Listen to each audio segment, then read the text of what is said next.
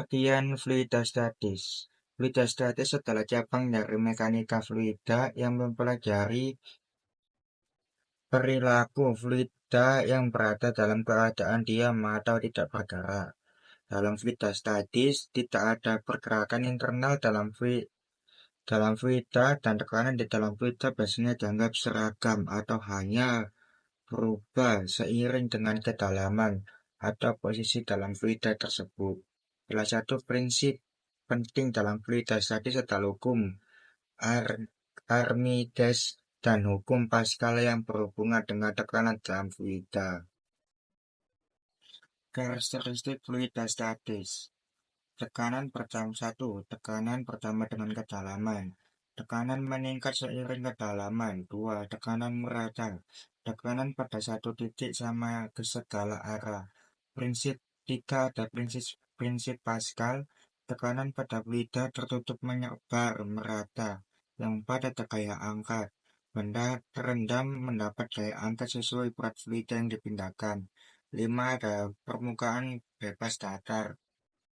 Permukaan fluida diam selalu sejajar dengan horizontal. Yang keenam ada tanpa gerakan. Fluida statis tidak mengalir. Ketujuh, ada massa jenis dan tekanan. Fluida bermassa jenis besar menghasilkan tekanan yang lebih tinggi. Assalamualaikum warahmatullahi wabarakatuh. Nama saya Slamet Hermanto, NIB 14223000154. Di sini saya akan menjelaskan slide tentang konsep dasar tekanan. Definisi tekanan adalah gaya yang bekerja tegak lurus pada suatu permukaan persatuan luas permukaan tersebut. Secara matematis dirumuskan sebagai berikut. P sama dengan F per A, di mana P adalah tekanan dengan satuannya Pascal atau PA. Lalu kemudian F adalah gaya dengan satuannya Newton. Lalu kemudian A sama dengan luas permukaan, satuannya meter persegi. Nah, apa yang dimaksud dengan gaya tegak lurus? Yaitu gaya yang bekerja tegak lurus membentuk sudut 90 derajat terhadap permukaan. Jika gaya bekerja miring, maka hanya komponen gaya yang tegak lurus saja yang dihitung. Di sini ada beberapa jenis-jenis tekanan, diantaranya adalah tekanan mutlak, yaitu tekanan yang diukur relatif terhadap vakum sempurna atau tekanan nol. Lalu kemudian ada tekanan atmosfer, yaitu tekanan yang diberikan oleh atmosfer bumi. Terus selanjutnya adalah tekanan hidrostatik, yaitu tekanan yang diberikan oleh fluida, cair, ataupun gas karena beratnya sendiri. Tekanan hidrostatik meningkat seiring dengan kedalaman fluida. Ini dirumuskan sebagai berikut, yaitu pH sama dengan Rho kali G kali H, di mana pH adalah tekanan hidrostatik dengan satuannya Pascal atau PA.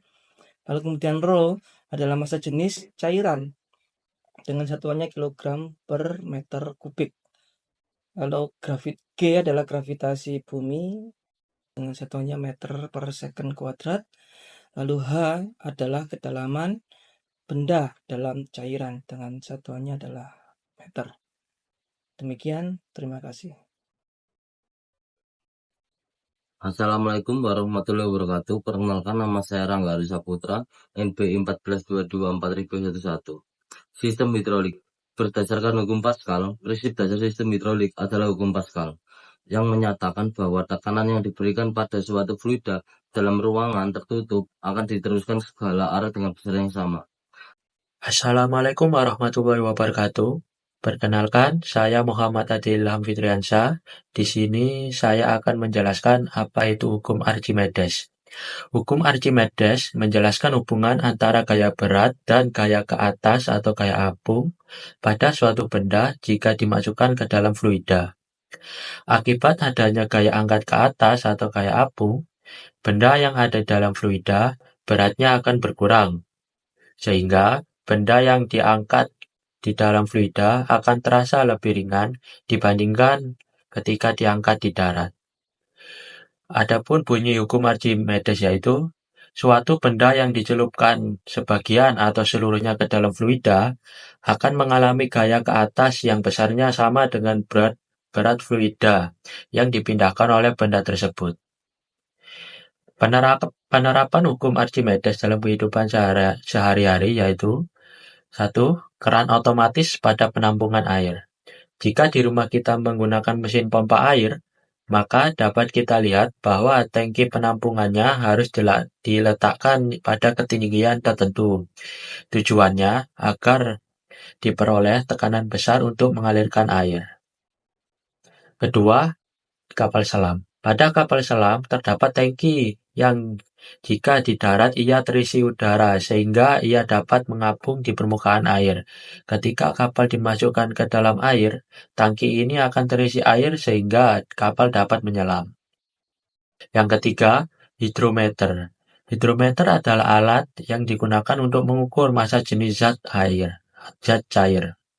Alat ini berbentuk tabung yang berisi pemberat dan ruang udara sehingga akan terapung tegak, stabil seketika.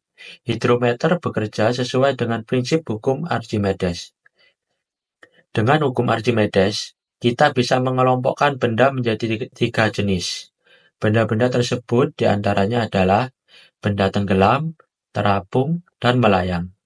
Benda bisa tenggelam jika gaya angkat air lebih kecil dari gaya berat benda tersebut. Sedangkan benda melayang terjadi jika gaya angkat air dan gaya berat benda sama. Untuk benda yang bisa mengapung, terjadi saat gaya angkat air lebih besar dibandingkan dengan gaya berat benda tersebut. Pada benda tenggelam, benda tersebut tenggelam dalam zat cair apabila posisi benda selalu terletak pada dasar tempat zat cair berada. Keadaan ini terjadi saat massa jenis fluida lebih kecil dari massa jenis benda. Contohnya, besi atau baja akan tenggelam jika dimasukkan ke dalam air. Benda tenggelam saat massa jenis fluida lebih kecil dari massa jenis benda tersebut. Di sini ada pun rumusnya. Ada PB atau yang kita andaikan massa jenis benda. PF, massa jenis cairan. V1, yaitu volume benda di atas permukaan air. V2, volume benda di dalam air. FA, gaya angkat benda atau gaya Archimedes. W, berat benda. Benda melayang. Benda melayang dalam zat cair apabila posisi benda di bawah permukaan zat cair dan di atas dasar tempat zat cair berada. Keadaan ini terjadi saat massa jenis fluida sama dengan massa jenis benda.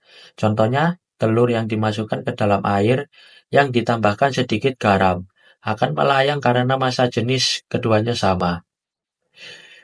Benda melayang saat massa fluida sama dengan massa jenis benda. Benda terapung. Benda terapung dalam zat cair apabila posisi benda sebagian muncul di permukaan zat cair dan sebagian terbenam dalam zat cair. Keadaan ini terjadi saat massa jenis fluida lebih besar dari massa jenis benda. Contohnya, styrofoam atau plastik akan terapung jika dimasukkan ke dalam air. Rumusnya yaitu benda terapung saat massa jenis fluida lebih besar daripada massa jenis benda.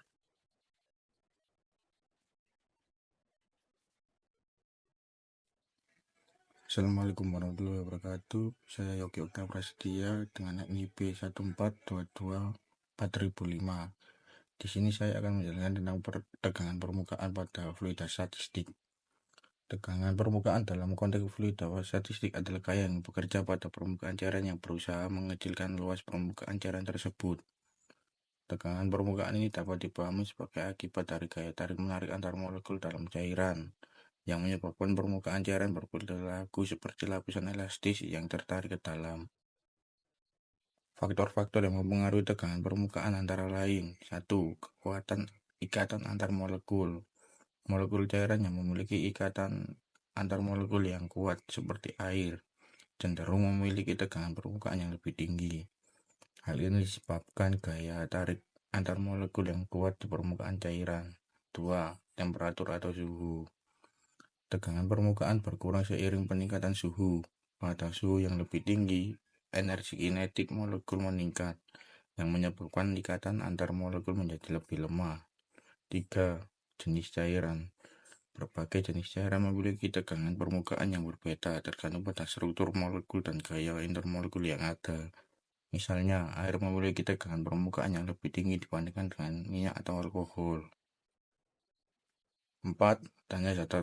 Adanya zat terlarut. Zat yang terlarut dalam cairan seperti sabun atau deterjen dapat mengurangi tegangan permukaan cairan. Zat ini sering disebut sebagai surfaktan dan bekerja dengan cara memecah ikatan antar molekul cairan. Contoh tegangan permukaan. 1. Air yang membentuk tetesan. Air cenderung membentuk tetesan karena tegangan permukaan yang tinggi, yang menyebabkan molekul air di permukaan menarik molekul lain ke dalam, mengurangi luas permukaan. 2. Insektisida yang dapat berjalan di atas air. Beberapa serangga, seperti capung, dapat berjalan di atas permukaan air karena kekuatan tegangan permukaan yang mendukung berat badan mereka tanpa tenggelam. Secara keseluruhan, tegangan permukaan memainkan peran penting dalam fenomena yang melibatkan interaksi antar cairan dengan lingkungan sekitar atau dengan objek lain. Pada slide ini kita akan membahas tentang viskositas. Apa sih yang dimaksud dengan viskositas? Viskositas adalah ukuran seberapa kental suatu fluida, cair ataupun gas. Jika semakin tinggi viskositas, maka semakin sulit fluida tersebut mengalir.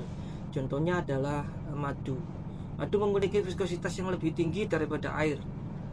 Bisa dibuktikan dengan ketika sama-sama dituangkan di tempat wadah, maka madu akan lebih sulit dituang. Lalu kemudian viskositas juga dapat diartikan sebagai resistensi atau hambatan fluida terhadap aliran. Fluida dengan viskositas tinggi akan lebih lambat mengalir dibandingkan fluida dengan viskositas rendah. Viskositas disebabkan oleh gaya gesekan internal di dalam fluida, yaitu gesekan antar molekul-molekul penyusun fluida.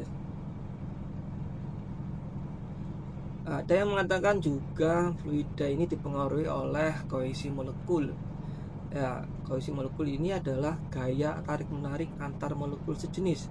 Semakin kuat kohesi antar molekul fluida, maka semakin tinggi pula viskositasnya. Di sini ada beberapa faktor yang mempengaruhi viskositas, antara lain suhu. Umumnya viskositas fluida menurun saat suhu naik. Pemanasan akan meningkatkan energi kinetik molekul-molekul fluida sehingga mengurangi gaya kohesi dan gesekan antar molekul. Contohnya adalah oli mesin. Oli mesin akan lebih encer saat mesin panas atau mesin dinyalakan, dan akan kembali lebih kental ketika posisi mesin dingin. Lalu kemudian faktor yang lain adalah tekanan. Tapi efek tekanan ini terhadap viskositas cairan umumnya kecil, kecuali tekanan itu mempunyai tekanan yang sangat tinggi. Lalu faktor yang ketiga adalah ukuran molekul. Molekul yang lebih besar cenderung memiliki viskositas yang lebih tinggi karena interaksi antar molekul yang lebih kompleks. Lalu kemudian faktor yang keempat adalah gaya antar molekul. Semakin kuat gaya tarik antar molekul, maka akan semakin tinggi pula viskositasnya. Sekian, terima kasih. Sebelumnya, perkenalkan, nama saya Ahmad Zainal Rifandi. Di sini saya akan menjelaskan kapilaritas. Definisi kapilaritas adalah naiknya cairan dalam pipa kapiler terdapat gaya adhesi dan kohesi atau juga disebut peristiwa naik atau turunnya zat cairan pada pembuluh atau celah kecil atau pori-pori kecil. Nah, fenomena kapilaritas ini ada dua ya. Yang pertama terjadi karena naiknya air dalam batang tanaman. Penyebabnya karena adanya gaya adhesi dan gaya kohesi yang menentukan tegangan permukaan zat cair. Dan fenomena yang kedua, penyerapan air oleh kertas atau kain. Nah, penyerapan air oleh kertas atau kain, contohnya air yang tumpah di lantai dapat diserap oleh kain pel karena kain pel memiliki tekstur yang berpori-pori. Nah, untuk selanjutnya, cara pengaplikasiannya kapilaritas, yaitu ada 4 ya. Pengaplikasiannya yang pertama sumbu lampu minyak, yang kedua kromatografi, yang ketiga pengujian tanah, dan yang keempat desain dari bahan tekstil. Aplikasi rem mobil, pengangkat mobil, eskavator, dan mesin pres hidrolik. Pada sistem ini, gaya kecil yang diberikan pada fluida dapat menghasilkan gaya yang jauh lebih besar pada area yang lebih luas, sehingga memungkinkan kita mengangkat beban berat dengan mudah. Barometer mengukur tekanan udara. Barometer digunakan untuk mengukur tekanan atmosfer. Ada dua jenis barometer utama, yaitu barometer raksa dan barometer aneroid. Aplikasi prediksi cuaca, altimeter pesawat, dan pengukuran ketinggian tempat. Kapal selam. Prinsip Archimedes. Kapal selam bekerja berdasarkan prinsip Archimedes, yaitu suatu benda yang dicelupkan sebagian atau seluruhnya ke dalam fluida akan mengalami gaya angkat yang besarnya sama dengan berat fluida yang dipindahkan. Aplikasi tangki balas digunakan untuk mengukur kedalaman kapal selam dengan cara mengubah volume air yang masuk atau keluar dari tangki. Periskop digunakan untuk mengamati permukaan air tanpa harus muncul ke permukaan. Dan sonar digunakan untuk mendeteksi objek di bawah air dan navigasi. Kesimpulan, fluida statis vital dalam teknologi modern, dari transportasi hingga pengukuran presisi dan eksplorasi laut dalam. Kesimpulannya, fluida statis adalah kondisi fluida yang berada dalam keadaan diam, tanpa adanya pergerakan atau aliran di dalamnya. Keadaan ini membuat tekanan dalam fluida menjadi fokus utama untuk dipelajari, karena tekanan tersebut bergantung pada kedalaman dan densitas fluida. Konsep ini menjelaskan bagaimana tekanan semakin besar seiring bertambahnya kedalaman, yang dikenal dengan prinsip dasar hidrostatik. Dalam fluida statis, beberapa hukum dasar fisika menjadi relevan seperti hukum Pascal. Kemudian ada hukum Archimedes. Hukum Pascal menjelaskan bahwa tekanan yang diberikan pada suatu fluida dalam ruang tertentu akan diteruskan ke segala arah dengan besar yang sama. Prinsip ini sangat penting dalam pengembangan teknologi seperti sistem hidrolik, di mana tekanan digunakan untuk menggerakkan atau mengangkat beban berat. Bagian penutup, pemahaman tentang fluida statis sangat krusial dalam berbagai bidang ilmu dan teknik, terutama dalam rekayasa, fisika, dan sistem mekanik yang melibatkan cairan atau gas dalam keadaan diam. Penerapan hukum-hukum dasar fluida statis dapat membantu dalam merancang sistem yang lebih efisien dan aman, baik di sektor industri, konstruksi, maupun dalam kehidupan sehari-hari. Sekian presentasi dari kelompok kami, semoga bermanfaat. Jika ada salah dalam penjelasan, kami mohon maaf. Wassalamualaikum warahmatullahi wabarakatuh.